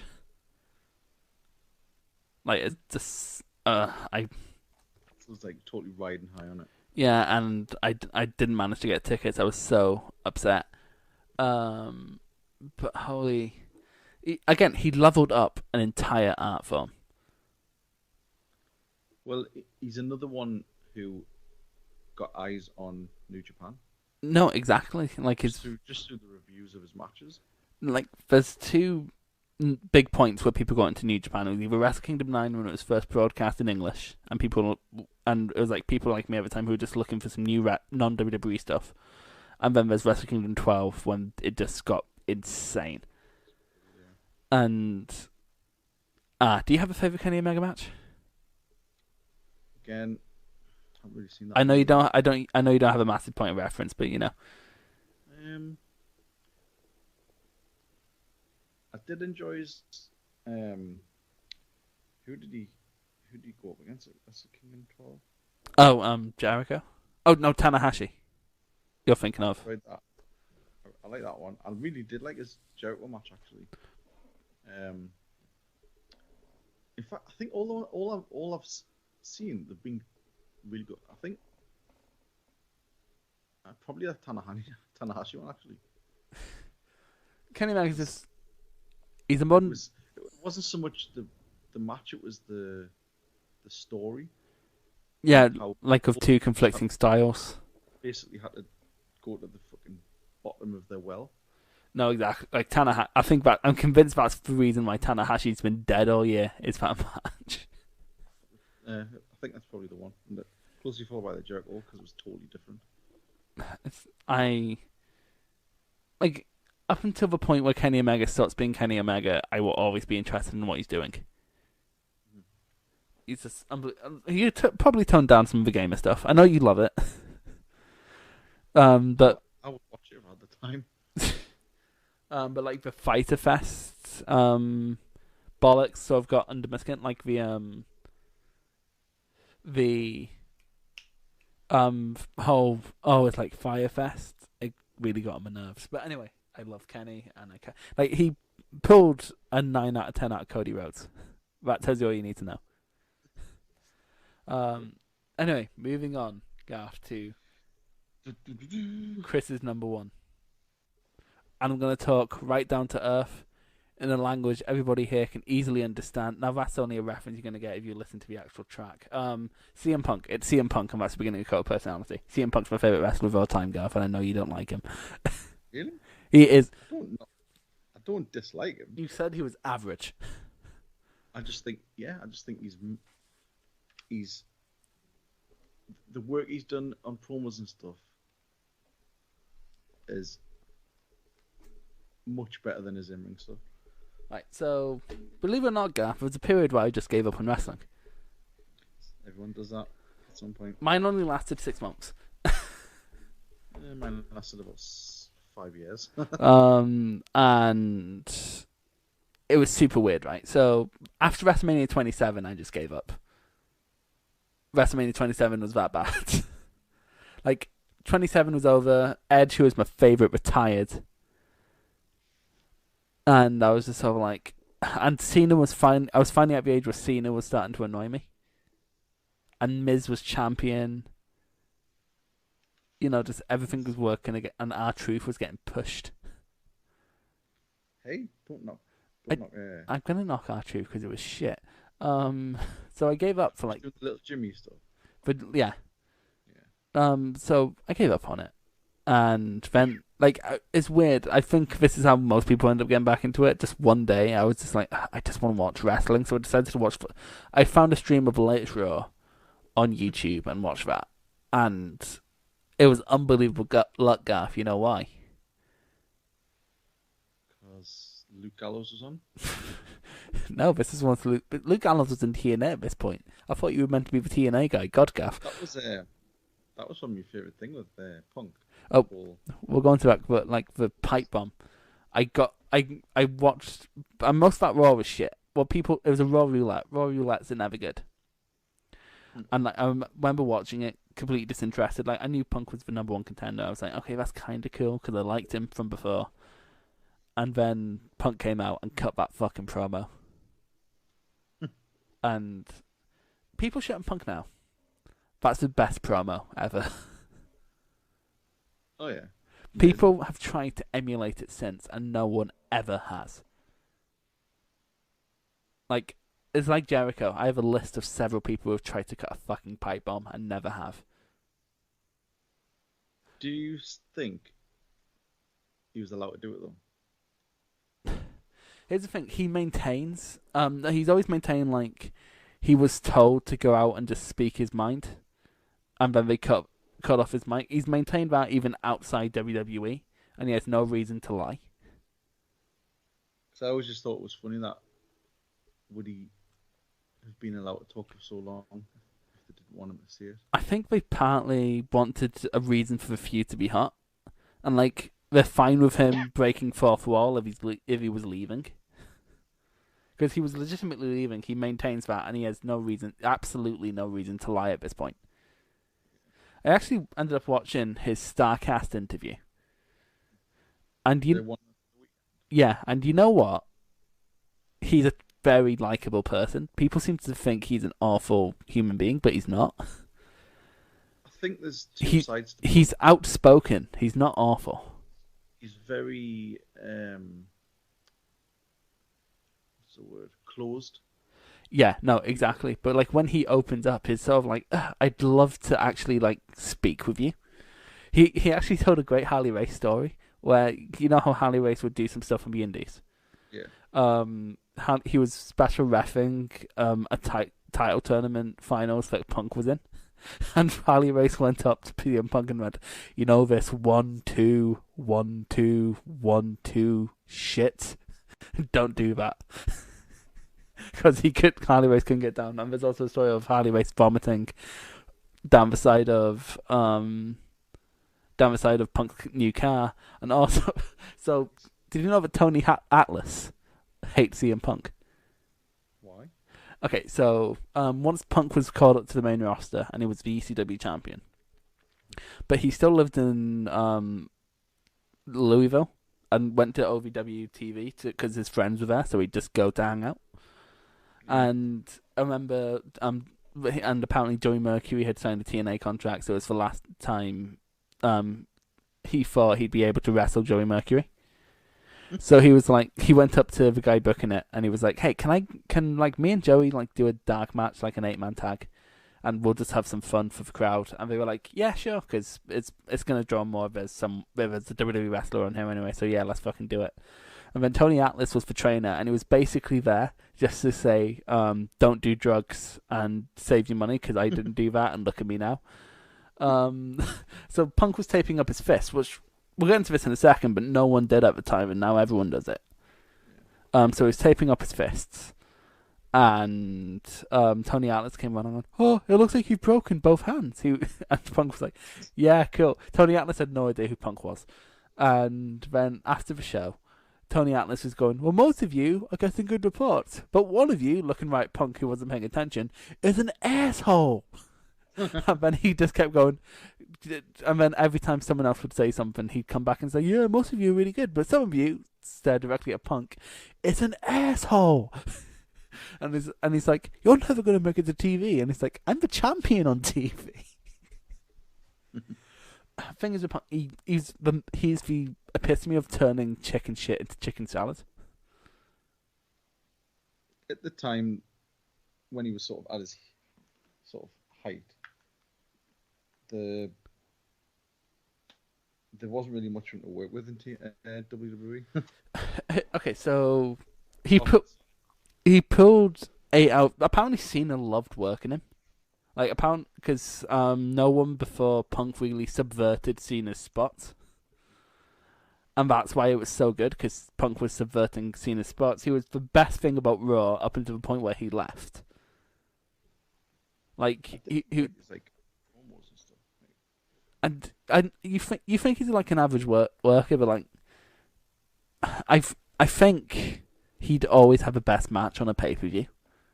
It's just, again, and this is obviously born of watching for so long. You could just see the formula, the WWE formula. That's not Punk's fault. But I'm just saying, like, he was very, very rarely allowed off the leash. But when he went off the leash, it was amazing. It's like now where AJ's never allowed off the leash, but when AJ's off the leash, he's amazing. I don't think he should factor the leash into how good someone is. I still don't get, and it really fucking pisses me off when I hear CM Punk chants. No, okay, but that's not his fucking fault. He asked people not to do that. Feverish need to have him back. I don't have a favorite. I don't want to see him back if he doesn't want to be back. I want to make that a put. Like, I remember, also in the Starcast interview, he was like, people are going to take this out of context, but like, if wrestling companies want to talk to me, I'll talk to anyone. Just. So it is. I would absolutely fucking love it if you went to AEW and then they said, just go and do your thing. No, that's the thing. I would love to see a motivated CM Punk back, but I don't want to see him back if he doesn't want to be there. That was the big problem for me towards the end as well. You could tell. No, like he was still the best thing on there, but he very obviously was playing more loosey goosey because he didn't care. Which, to be fair, when you hear what WWE were fucking doing to him, oh yeah, like he had that interview he did with Cabana, yeah. You know, it's amazing. Actually, you know how like one of the biggest thing was, I just want time. I just want a few months off, please. And they give him like a month off, but that was it. Like he took time off after Mania, but then it was the whole thing with the fucking infection and no, because he wanted between Mania and SummerSlam off, and they had enough people to fill in the gap Punk would leave, and then when Punk was back, he'd be the hottest thing on TV, and it'd be amazing. But they only gave him off till Payback, which is so basically Punk missed one pay-per-view and then was back. And like, but even in that final year, Garth, he was still, despite the fact his view of like Daniel Bryan, he was still consistently the best match on the card. Because if we go through that year, we have his 2 matches with The Rock, which were both, I think, Rock's best matches in his part-time run. When was this? 2000, the year of Mania 29, this would be 2014. Right. 2013, 2014. So yeah, it's the 2 Rock matches. The Undertaker match, which is Undertaker's last great match. Again, I think I was just dipping in and out again at this point. His match with Jericho that year was actually really good. I love that feud. That was. That was in 2012, but that was great. I love that Punk is not scared to go personal for wrestling feuds because he gets it. I was gonna say because that feud did keep us coming back. No, and have you heard there's a mad story actually where and it almost got approved where Jericho was going to tattoo something onto Punk, like legitimately tattoo something onto Punk, and Punk was like, yes, because like I have so many tattoos anyway. Punk seems like the perfect foil for Jericho. No, exactly. Thing is, Jericho's got so many good ideas, and Punk seems like he's up for it. No, but Punk also has so many good ideas. Like Punk does have an amazing wrestling match. Like he'll only dress down people like John Laurinaitis or someone like that, or someone like Triple H, someone who's not going to be hurt by being completely dressed down. Whereas when he goes up against someone like a Dolph Ziggler or someone like that, he elevates them. He'll bury Cena because he knows it's not going to hurt Cena, but he'll elevate, like, as if he's feuding with like Ziggler or Daniel Bryan, he would try his best to elevate them. Like, he wasn't just out to get himself over, he wanted everyone to be over. Believe it or not, he had a few decent matches in TNA. The only one I've watched is like some random Ravens Rules match he's had. I've not seen anything else from TNA from him. Have you heard why he got released? He had a good match with Ron Killings. Really good. Really? Interesting. You want to know why he got released from TNA? Because he's the only one who refused to have indie bookings cancelled because of TNA. He was like, look, I've given these people my word. I'm not going back on my word, so they released him. And this is like in 2003, 2004, when TNA had no fucking leg to stand on. Yeah. You know what I mean? So, and then like Smarky again, but it's matches with Joe. In Ring of Honor. In Ring of Honor. That 60-minute draws were amazing. Was I've also seen a couple of them, like again when it was like when I was banging the sort of the TNA stuff, and I was like, oh, Joe was in Ring of Honor. I was like, oh, CM Punk was in there. I searched some of them, and he had some decent matches with Daniel Bryan. Also, I think he had a good one. I think I remember this would be years ago. I watched this one with Austin Aries, so it was really good. Yeah. It's like Punk is another person who takes like a million things from a million places, and he's the proper student of the game, and like he's a fan. Yeah. Again, he started off as a fan, didn't he? And it's weird. While he would complain, he wouldn't sabotage angles or like walk out because of how badly he was being treated. How badly he was being booked. He walked out because of how badly he was being treated. Like, and he was fucking ill. No, that's when he was. When he left, is because he literally just left because he needed time off for his injuries. They weren't giving him it, so he took the time. And like, and they fired him on his wedding day. And like, I remember in that StarCast interview when he found out WWE, like, because of course now you can just ask for time off. So like, Balor just took time off. Rollins and Lynch took 2 weeks off to go get engaged. Exactly. So you can request time off now, and I need to send you the clip just for his face when he finds out he can take holidays. He was just he was like, that's all I wanted. It's like, as well, at the time they had a roster full of people like waiting I think Cena was top. Ziggler was world champion, feuding with Del Rio. Like, they had feud set up. Like, really, they only needed him back to feud with Lesnar, and they could have done that. Like, he could have came back 3 weeks before SummerSlam, got attacked by Lesnar, and that was great. But by the way, I think that's the best match of Lesnar's return, is his match with Punk. Yeah, it was good. Because it wasn't just like a Lesnar formula match. Punk actually forced him into having a good match. Because I think it was sort of mutual respect, because Lesnar and Heyman and Punk, I think Heyman was just sort of like to Brock, look, dude, try with Punk, because he's going to make... Because even if you try a little bit with Punk, he'll happily carry you the whole way. Like, Punk loved work. He said in the interview he loved working with people like Lesnar, like Cena, like JBL, who weren't worried about their spot. So he could just... Because apparently Cena loved working them because Punk would call the matches, and Cena hated calling matches. Well, he hit hole in his fucking spots to the back row. You talk too much. But no, I know you don't love him. I think this might be another generational thing in that sense. I don't... Again, it's not... I think it's just... Again, it was the time I was burnt out with it, and every time I turned on the weekly stuff to watch it, I was just like, ugh. To be fair, Punk got fucked with his year-long reign because he was in like no main events. And then when it came around to the pay-per-views, he would be so low down on the card. It was absolutely ridiculous how low down on the card he was. He mustn't really matter. He only ever main evented against Cena and Rock. And like, it's stupid because he's a draw. He was the biggest he's the first person in years to outsell Cena. Especially after that pipe bomb thing. Yeah. I think, again, it's one of those things that Punk was... It's weird, like, because he also paved the way for like what I like to see in mainstream wrestling. Just a shame that. I think if he was there now, he'd be getting a much bigger rub. No, because if he was there now, we don't like people who complain.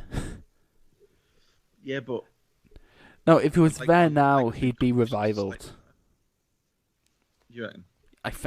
Because now WWE are as petty as ever. Like they're not releasing anyone, and anyone who's gonna leave after their contract, they're in a rush to bury.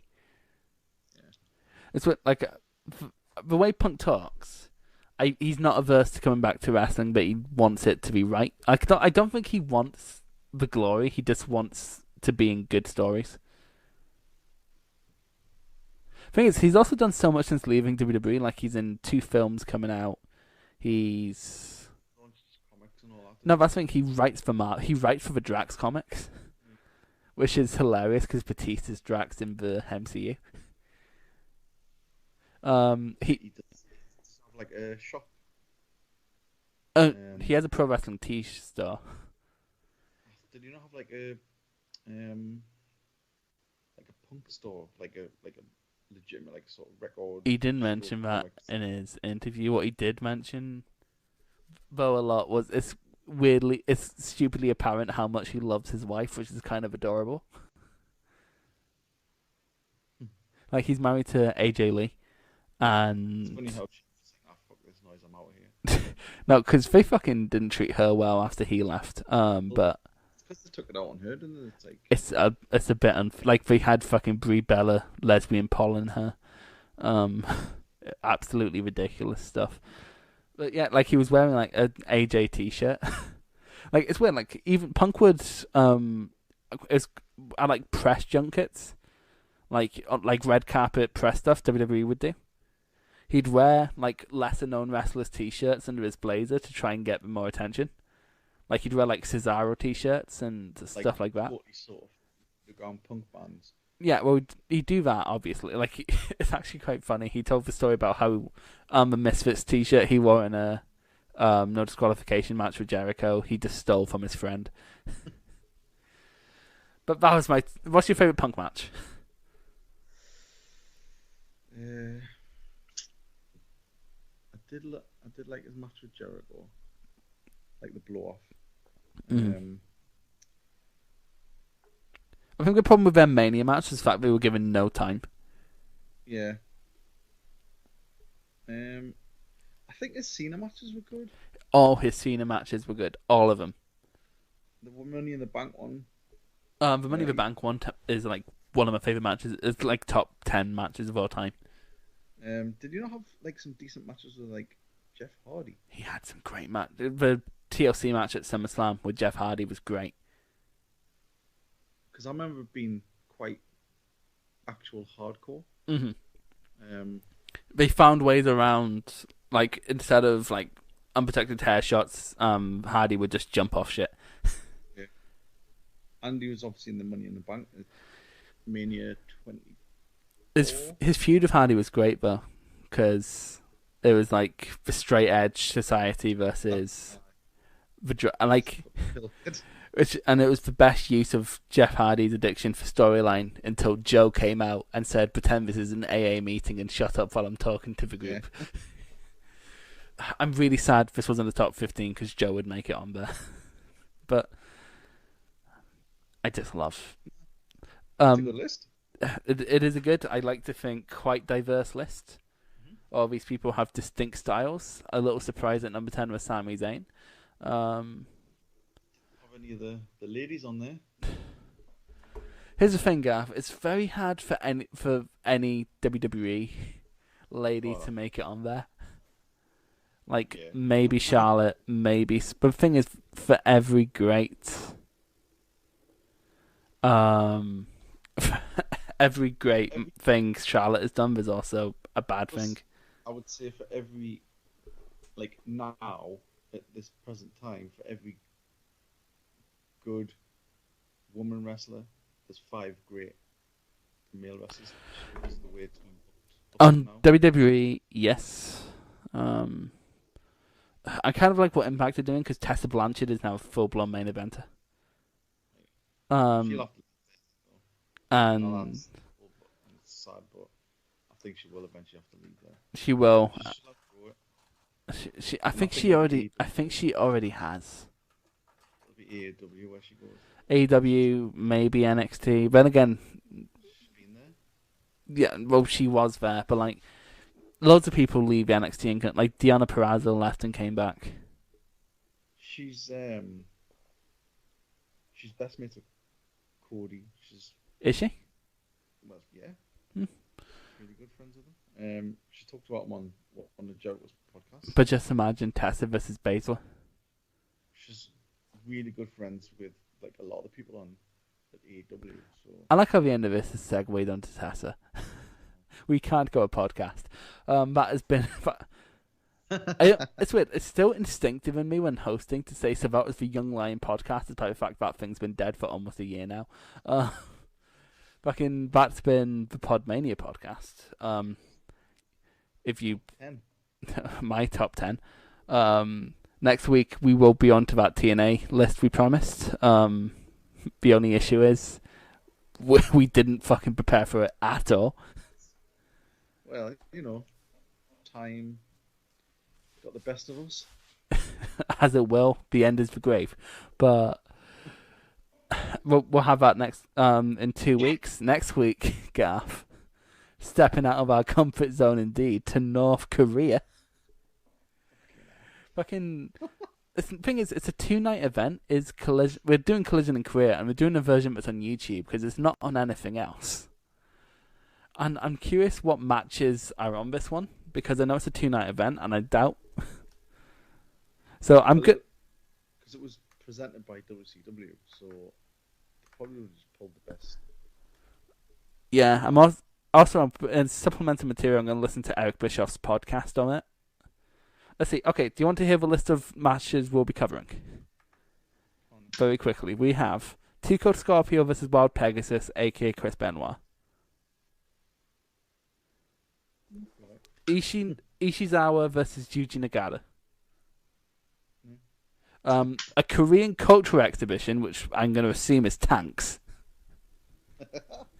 Like, what else is it going to be? There's basically two things Korea is known for: is tanks and famine. Masahiro Chono and Hirosato versus El Samurai and Yoshida. That's not. This sounds like a standard. Apparently at 30 minutes 40, I'm just looking at the timestamp someone's put, at 30 minutes 47, Ric Flair looks uncomfortable. Ooh, gaff, there's a Joshi match on it. Bull Nakano and Akira Hokuto versus Manami Toyota and I can't say these fucking names. Ooh, should be well versed by now. I fucking know. Scott Norton versus Shinya Hashimoto. That sounds tasty. Road Warrior Hawk is a singles match on here against another Yasuda, Taro Yasuda. The Steiners versus Hiroshi Hayes and Kensuke Sasuke. That's good. And Ric Flair versus Antonio Inoki. See, these sound good on paper, but I have a feeling this is going to be shit. I've got a feeling it's going to be like slow. I have a feeling it's going to be uncomfortable. Because you know that everyone in that theatre has been forced to be there. And they seem like all the hard hitters. Yeah, it's the crown jewel of the day, isn't it? And we'll get into that next week. I'm going to ask. It's not going to be fun next week, is it? We have to sort of dance around the atrocities of North Korea. In the meantime, Garth, where can we find you? You can find me at GarthMania. You're ready for your bed, aren't you?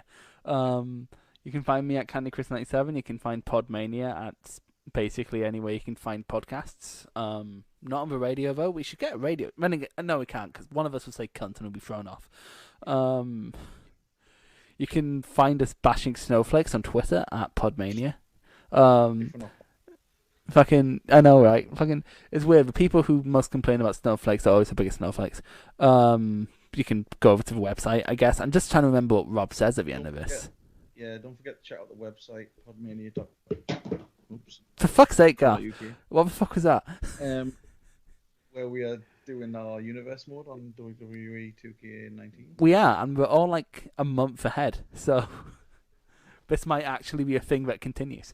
And the stories are actually really good. We did the draft. I somehow ended up with the oldest roster in NXT.